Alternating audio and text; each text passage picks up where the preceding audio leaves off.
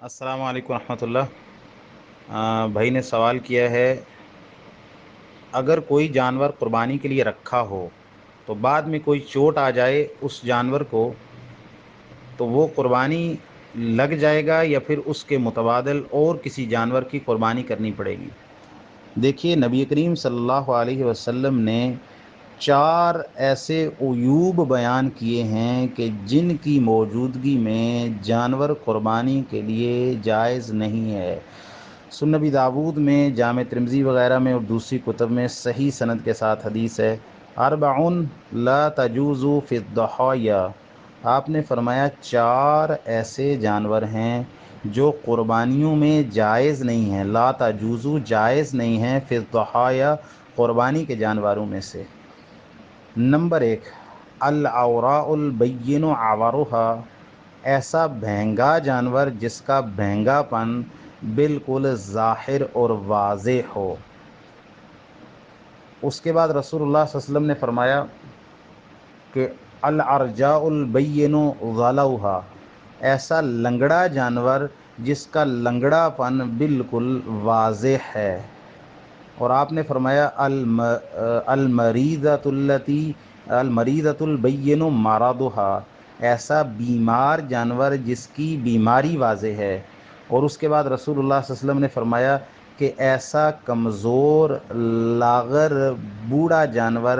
جس کا لاغر پن اتنا واضح ہے کہ وہ اتنا بوڑھا اور لاغر ہو گیا ہے، اتنا عمر رسیدہ ہو گیا ہے کہ اس کی ہڈیوں میں گویا میخ ختم ہو جاتی ہے۔ تو یہ 4 عیوب ہیں جو بالاتفاق جن کی وجہ سے قربانی بالکل جائز نہیں ہے ایسے جانور کی۔ تو اگر آپ نے پوچھا تو اگر وہ جانور جو آپ نے خریدا صحت مند تھا، آپ نے اس کو رکھا، پالا پوسا،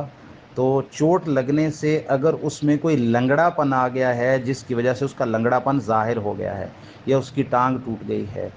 یا اس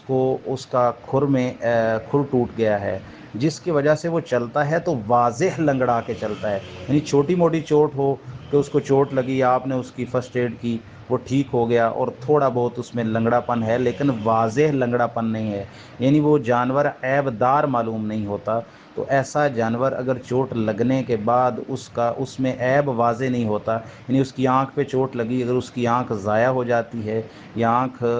خراب ہو جاتی ہے، آنکھ سے دکھائی دینا ختم ہو جاتا ہے، تو پھر ایسے جانور کی قربانی نہیں لگے گی۔ ایسا جانور کہ جس کا جو ہے وہ لنگڑا پن واضح ہو جاتا ہے، یا وہ بیمار اتنا ہو جاتا ہے کہ وہ لاغر کمزور ہو جائے، اس کی بیماری بالکل واضح ہو، تو یہ 4 عیوب یاد رکھ لیں۔ اگر آپ کے جانور میں چوٹ لگنے کی وجہ سے ان 4 عیوب میں سے کوئی عیب آ گیا ہے، یعنی وہ جو لاغر والی ہے وہ تو عمر رسیدہ ہونے کی وجہ سے ہوگی، تو آپ کا جانور تو دوندا ہے، جوان ہے، توانا تھا، لیکن چوٹ لگنے سے لنگڑا پن ظاہر ہو گیا، صحیح چل نہیں سکتا۔ اور دوسری بات یہ ہے کہ یا اس کی آنکھ ضائع ہو گئی، یا وہ اس کی وجہ سے ایسا بیمار ہو گیا کہ اب وہ قابل نہیں ہے، عیب دار ہو گیا ہے، تو لہٰذا قربانی کرنے سے پہلے جانور میں ان 4 عیوب میں سے کوئی بھی عیب پایا جائے تو ایسا جانور قربانی کے لیے جائز نہیں ہے۔ اور ایک اور حدیث ہے سیدنا علی رضی اللہ تعالیٰ عنہ سے کہ رسول اللہ صلی اللہ علیہ وسلم نے ہمیں فرمایا ان نستشرف العین والاذن، آپ علیہ الصلاۃ والسلام نے ہمیں حکم دیا کہ ہم قربانی کے جانور کے کان اور آنکھیں اچھی طرح دیکھ لیں، چیک کر لیں۔ تو اس سے پھر کان والی بات بھی آ گئی، اگر کان میں کوئی معمولی زخم لگ گیا ہے، کوئی چیرا لگ گیا ہے، تو اس سے اس قربانی میں کوئی حرج نہیں ہوگا، لیکن اگر کان پورا ہی کٹ گیا ہے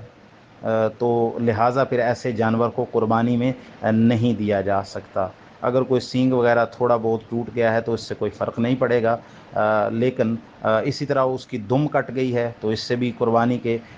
پہ کوئی فرق نہیں پڑے گا۔ لیکن یہ جو 4 عیوب بیان کیے ہیں اور 5واں کانوں کو دیکھنے کی بات کی، تو اس کا مطلب ہے کہ کانوں میں بھی عیب ہو سکتا ہے، لہٰذا اگر کان اس کا پورا کٹ گیا ہے تو پھر اس سے اوائڈ کیا جائے۔ تو چاہے قربانی کے لیے جانور خریدنے سے پہلے اس میں عیب ہو تو خریدنا ہی جائز نہیں ہے۔ اگر قربانی کے لیے جانور خریدا تب صحت مند تھا، لیکن قربانی ذبح کرنے سے پہلے اس میں ان 4 عیوب میں سے کوئی عیب بھی آ گیا تو آپ نے فرمایا لا تجوزو فی الضحایا، قربانی میں یہ جانور جائز نہیں ہے۔ تو قربانی کرنے سے پہلے جو بھی ان میں سے عیب آ جائے گا تو پھر وہ جانور جائز قربانی کے لیے نہیں ہوگا۔ تو آپ دیکھ لیں کہ اگر وہ اس کی آنکھ ضائع ہو گئی ہے یا اس کو ایسی چوٹ آئی ہے کہ اس کی وجہ سے وہ لنگڑا ہو گیا ہے، باقی اگر چھوٹا موٹا کوئی اس کے جسم پہ زخم آیا ہے اور وہ بھر گیا ہے فرسٹ ایڈ کی وجہ سے اور اس میں کوئی بڑا عیب ان عیوب میں سے پیدا نہیں ہوا تو وہ قربانی میں انشاءاللہ لگ جائے گا۔ السلام علیکم ورحمۃ اللہ۔